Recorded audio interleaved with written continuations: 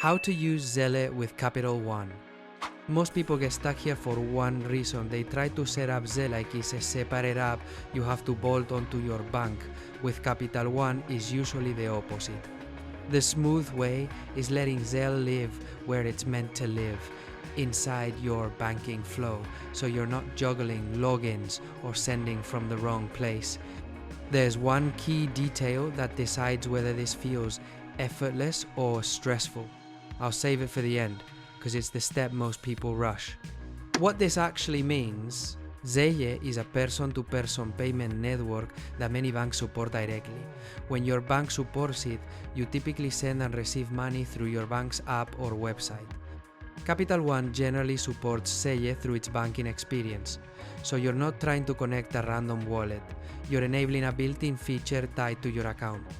That matters because it affects where the money lands, how it's tracked, and how you confirm you're using the right account. This is general info, not financial or legal advice. How the setup works in real life. You start inside the Capital One app or online banking, then look for the Zelle option in the payments area. Once you find it, you enroll by linking your email or mobile number. That contact becomes your address for receiving money through Zelle.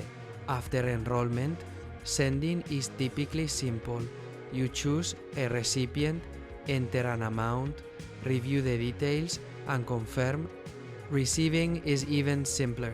If someone sends to the email or number you enrolled, the money routes into your Capital One account. The key is that Zelle is connected to your bank identity through that enrolled contact info. Sending money the safe way.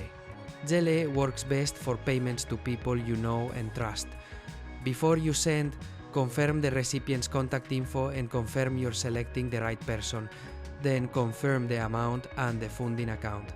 If you have more than one Capital One account, the From account matters and it's easy to tap past it without noticing.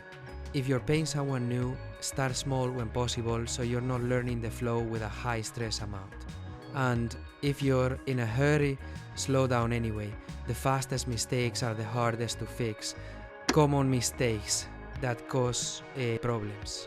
One big mistake is enrolling the same email or phone number with multiple banks. That can cause confusion about where payments are supposed to land. Another mistake is mixing business and personal payments.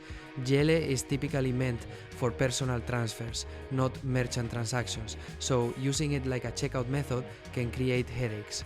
Also, people assume every transfer is instant every time. It often is, but timing can vary based on verification and the recipient's setup. If a payment is urgent, the safest move is to confirm the recipient is fully enrolled before you hit send. The key detail most people miss? Here's the detail I promised. The most important part isn't turning Zelle on. It's choosing the exact email or phone number you will use as your Zelle identity. Pick one contact method, keep it consistent, and avoid enrolling the same contact with multiple banks unless you're very sure how it's configured. That one choice reduces confusion, prevents misrouted payments, and makes your incoming transfers predictable. Once your identity is stable, using Zelle with Capital One becomes almost boring, which is exactly what you want for money. Closing the loop. To use Zelle with Capital One, enroll through the Capital One app or online banking, link a single email or phone number, and send or receive directly inside your bank flow. Keep your Zelle identity consistent, confirm recipients carefully, and treat Zelle like a high-trust tool for people you know.